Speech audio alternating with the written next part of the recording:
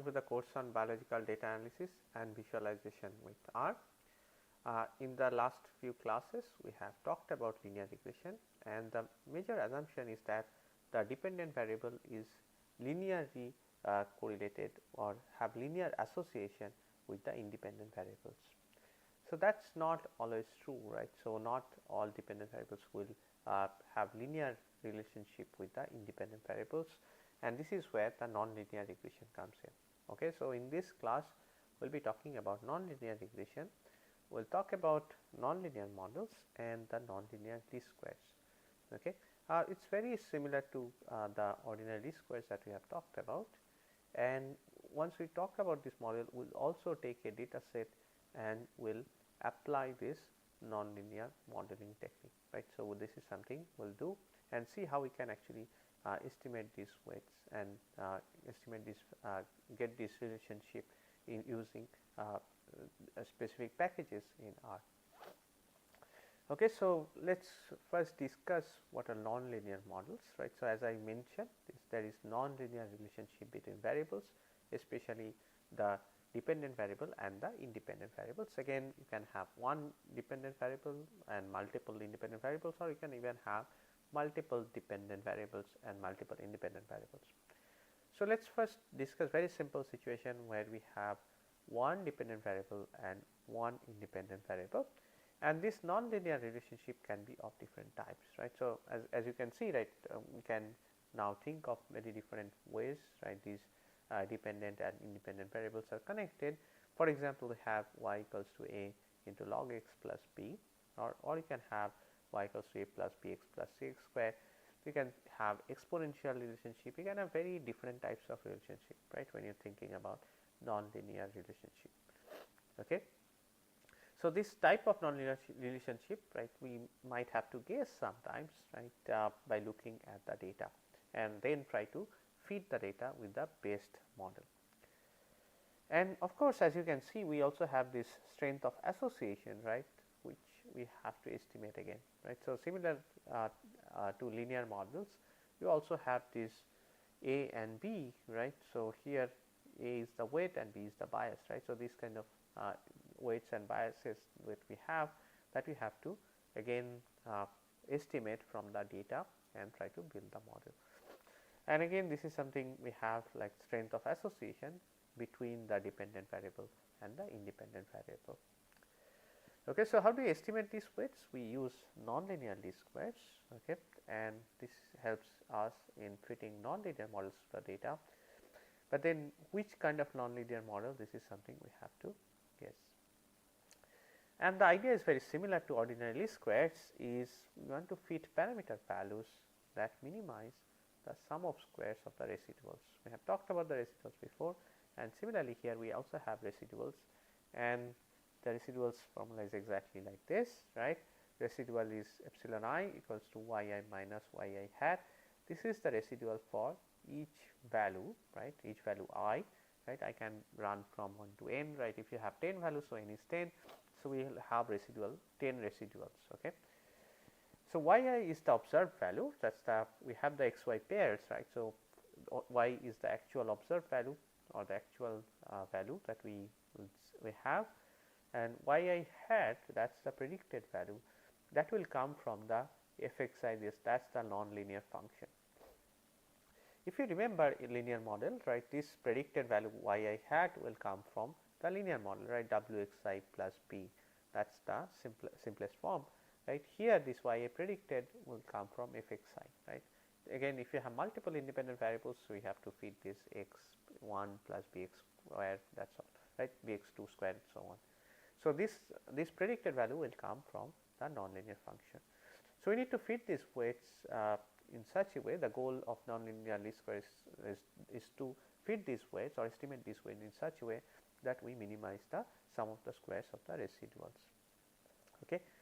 So, with that background, let us now go into the hands-on part, where I will introduce a new data set, right, where we will have a nonlinear relationship. We will see the actual plot first, and then we will try to fit certain curves, and we will then see, right, how we actually end up with the estimates for these weights. Okay. So, let us now go into the R console, and I will first introduce the data set, and then we will analyze that and we will get the nonlinear relationship, we will estimate the weight strength. Okay, so we are now in the right R console. Let us see if we are in the right directory. Yeah, so we have this in the NLS folder, we have the data set, and that the data that we will be working with is a single cell data. Okay, and I will first load this data and then we will see, right, whether I will explain the data and what it means.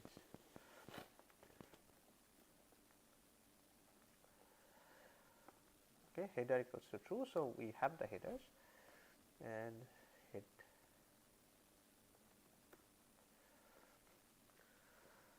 All right. So, this is the data we have. Okay, we have something called a gene, its average expression, average CV, and DM or distance to median. Okay. So, I will just mention these first three columns. We are not going to use this DM value anymore in our analysis or in this hands on. So, for each gene, so what this data set, where this data set comes from is that we have single cell gene expression data, and from that data we have calculated average expression of each gene as well as average CV for that gene. Okay. What is CV? Is the coefficient of variation, right, which is standard deviation by mean. Okay. So, what we have is first column is mean, average expression is mean, and this is the average CV, right. So, this is the coefficient of variation that has been estimated.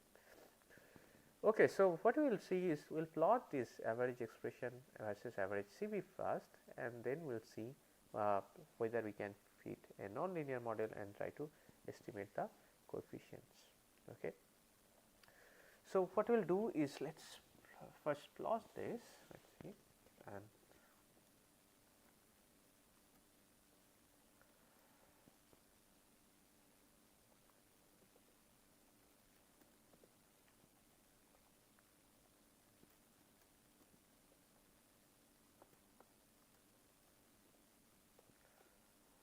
okay. So, this is kind of the relationship. As you can see, this is non-linear, maybe not be clear. So, maybe we can convert this to log scale here, the x axis, and for doing that we just use the command log x. Okay. And he is saying 30 x values less than equal to 0 because we have converted this x axis to log scale. So, these values have been omitted. Of course, 0 values cannot be represented, like there will not be any log value here. Okay. So, this is how the relationship looks like, and this is clearly nonlinear relationship, right. And now what we will do is we can try to guess the data and guess the relationship, right, which kind of function might fit. Okay. So, maybe we can try, let us say, quadratic function or polynomial functions and see how well they fit, or we can even try the exponential function maybe and see how they fit. Okay. So, let us see, right. And so, another thing is clear, right, is we have to convert this x axis to log scale, right, or log values. So, that is what we are going to do first, and then we will do the fitting. Okay. So, first we are doing is something which again just pre-processing a bit, right, where average expression is not equals to 0, and we are taking average CV where average expression is not equal to 0. Okay. So, we are, as you have seen, right, when you converted this x axis to log scale, there was an error message that 13 x values is less than equal to 0. So, 0 mean expression, those are not important for us, right, they are not interesting because we will not also get any CV value, right, because standard deviation by mean. So, NA values we do not need those values. So, we are simply filtering those out. Again, this is kind of the very simple pre-processing that you have done.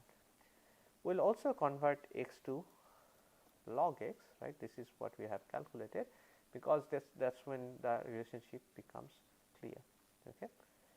And for doing that, right, we are now plot this data in a bit nicer way, and then we will start looking into the modeling part, right, how do you actually build non-linear models around this.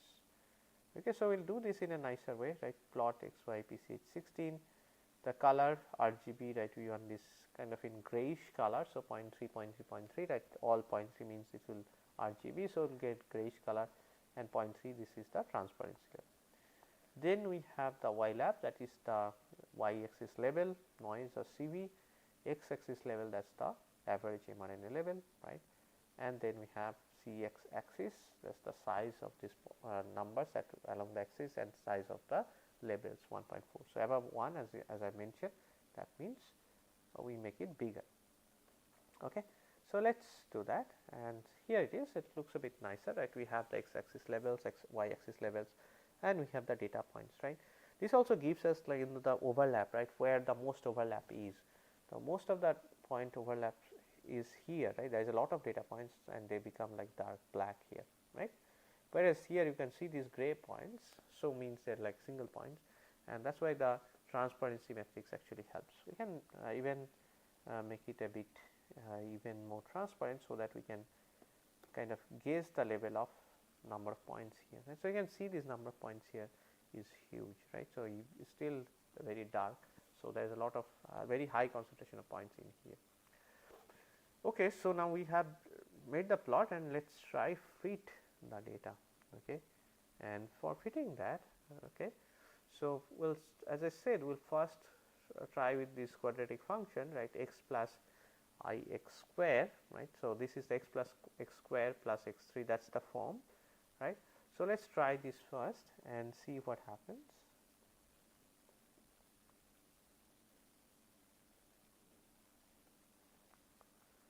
Okay, and once we try this, and what we will see is the model. Okay, that is the formula, that is the coefficient and the intercept as before, but this is non-linear model. For x, this is the coefficient minus 0.704, and here it is 0.1546. So, as I said, the equation is something like W1 x plus W2 x squared plus b, right, something like that, and these are the coefficients or the weights that have been estimated, and the intercept, that is the bias here. And summary of the model, right, here is a summary, right, again which parameters is significant. So, x square, they are significant, and then adjusted R square is 0.8963. Okay. This is something again we should note, here multiple R square and adjusted R square the same, we have just one x value. Adjusted R square we will note because the best fit model will give you very high adjusted R square, right. So, if you see improvement of our R square value, then it means we are seeing improvements over the R square improvement in the model fitting, right. Okay. So, R square we have done, right, and can you see the line, okay, and here the model coefficients and the model adjusted R square.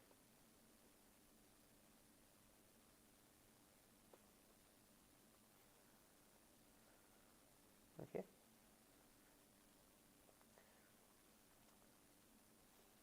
So, what we will do now is we will predict, right, again on this model, and we will calculate also the confidence interval, right, 95% confidence interval. That is the default confidence interval that we use. If you want to make it more stringent, you can make it 99% confidence interval. Okay. So, what we will do is, along with the line that we fit, along with the curve that we get, we also want to give the confidence interval, right, because these points vary, with variation of these points the fit might vary. So, the confidence interval will mean that the points, the line will lie within this interval 95% of the times. Okay. So, that is why we are doing this prediction now, and once we do the prediction, we will, okay, with the confidence interval we are fitting this model, right, when doing prediction, and this is what will feed the data. Okay. So, when you see this my predict variable, what you see is 3 columns. One is the fit, that is actually the actual fit that will get, the lower boundary and the upper boundary, right, that gives us the 95% confidence interval. Okay. And for doing that, what we are doing is we will use this sort. Okay. We are sorting the x values. Okay. So, we have the x values, if you remember we defined the x values. Okay. And what we are doing is we are sorting these x values and we are returning this ix, okay. And what we have is ix values, right. This is giving us the indices for this sorted x values. And then what we are doing is we are actually fitting this line, right, okay, and here is the line with the x value and the y value, right, the predicted y value, okay, and this is in green. As you can see, this is a quadratic equation, right. We have ax plus bx square form, and of course this does not fit very well in these data points, right. For these data points here at the end, it does not fit that well, and again for these data points it does not fit that well, okay. And we can also add the 95% confidence interval here, okay, and this confidence interval is here, you can see this, okay. So this does not fit that well, okay. So can we try other functions and see whether there is any improvement in adjusted R square and also the fit that will make, okay. So we can try these different functions out now.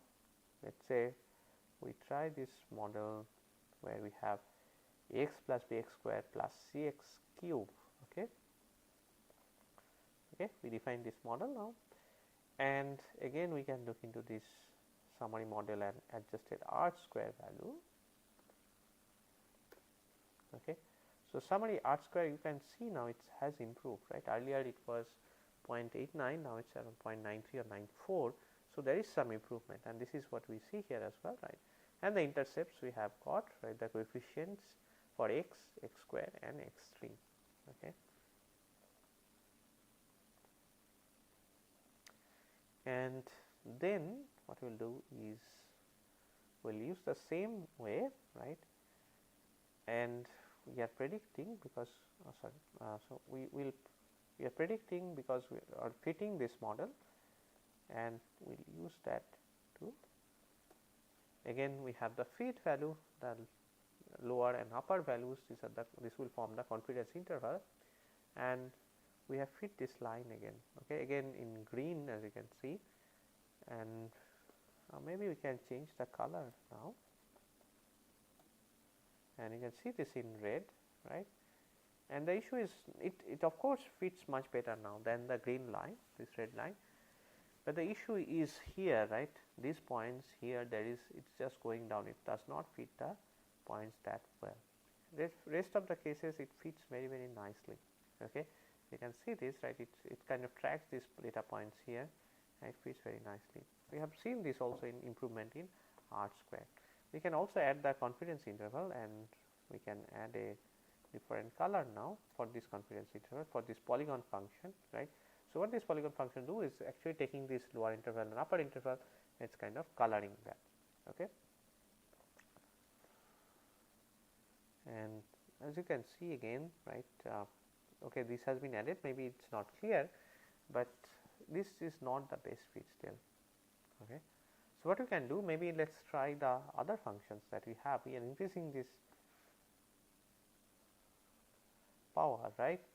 So let's try this x power 4, right, and similarly we do the prediction. Let's look into the R square.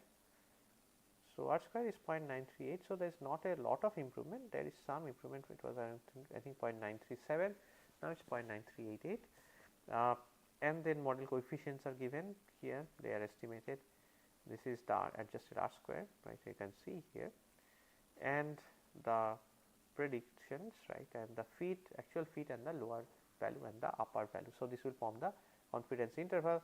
We can plot this line and maybe use a different color, perhaps brown or purple,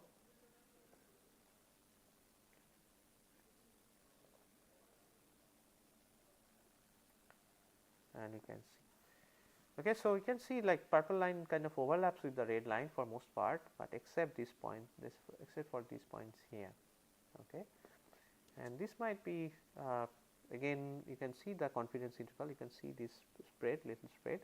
So that's the confidence interval, but again this is okay, this is fine, but maybe if you notice here around this region, right, it's going above these points, and this is not the best fit, okay. still does not feel like the best way. So, can we try the next one, right, and use the x5,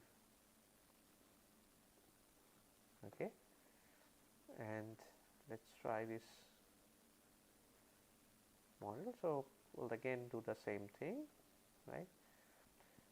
So, here again the improvement is only slight improvement is 0.9391, as you can see from the adjusted R square. It has improved little bit, right, 0.937, 0.938, 0.939, and these are the coefficients that have been estimated, right. As you can see, these are like very small coefficients as for these higher powers, and then we have predicted using this predict function. This is again the phase fit, and we have the lower and the upper values. These will form the confidence interval, and then we will add this line. Maybe we will add this as a blue line, let us say, okay, and we will also add the confidence interval using this polygon function, okay. So, the blue line looks interesting, right. You can see for most part it overlaps with red, purple, and etc., but here it actually kind of tracks the data, okay.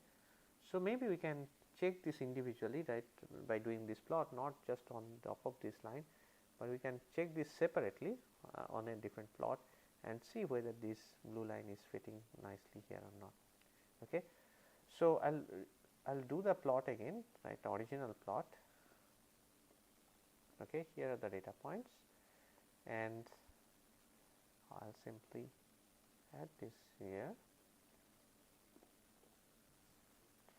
and this looks like a good fit, okay. So, as you can see, this is this kind of tracks the data pretty nicely. Another thing you probably will notice here, we can zoom in a bit, right. You can also zoom in, and then you can check, right, how well does it track the data points, and you can see here, right, this is the confidence interval that you can see here in red, and that is kind of like there is more uncertainty here, around here, and around here.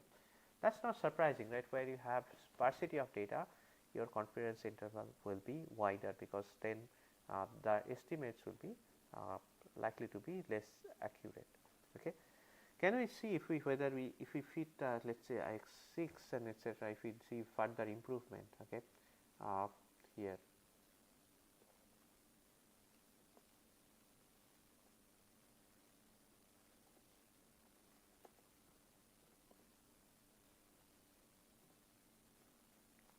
Okay. So, it is simply adding another term, and you might ask, okay, these are just simply improving the R square very slightly, right. Here now it is even less. As you can see, the coefficients here, they are very small, right. So, here is minus 5.55, 10 to a minus 5. So, coefficients are very small. Also, the adjusted R square has improved, again very small amount, but you can see, we can test, right, whether that actually matters here or not, okay. We are doing the prediction again, right, and for clarity I will clear the plot, I will recreate the points, right. I will redo the plotting with these points again, and let us do the lines, maybe some other color, I do not know, maybe orange.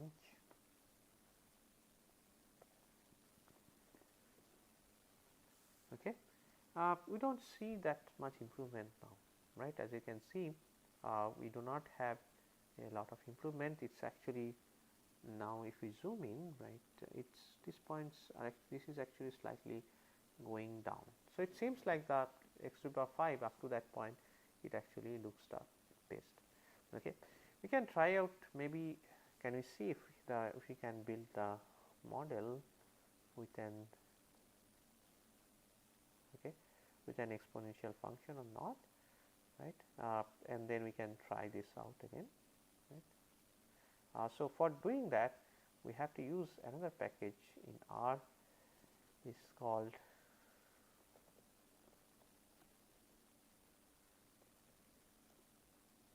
okay. So, this is here. Okay, so there is this NLS tools package, but you also have the okay, yeah, Okay, so here, so inside this uh, NLS tool, so this is nonlinear regression package. So you will have this NLS function. Okay. Okay, so you can use this function to actually predict, right, do this NLS, nonlinear regression or nonlinear least squares method. Okay. So what you have probably noticed, right, until now we have used this LM function, okay, but you can go into this nonlinear functions, more nonlinear functions using these NLS functions. Okay, and maybe we can try this if we have if we can install this package, and then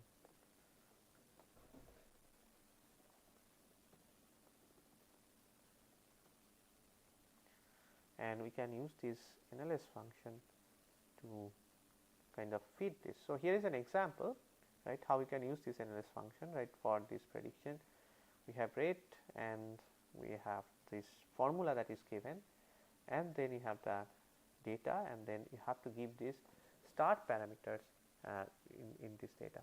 Okay, so this is something that's very important that you have to remember. If we are using other kind of nonlinear functions, we have to give this start parameter values that we can use for this NLS package. Okay, so this is the so the function is NLS, right, and here you have to give a formula, right, and the data and the start values of some of these parameters. Okay, so this is something that can also be done. Okay, so where you can actually apply much more complex functions and then estimate these coefficients.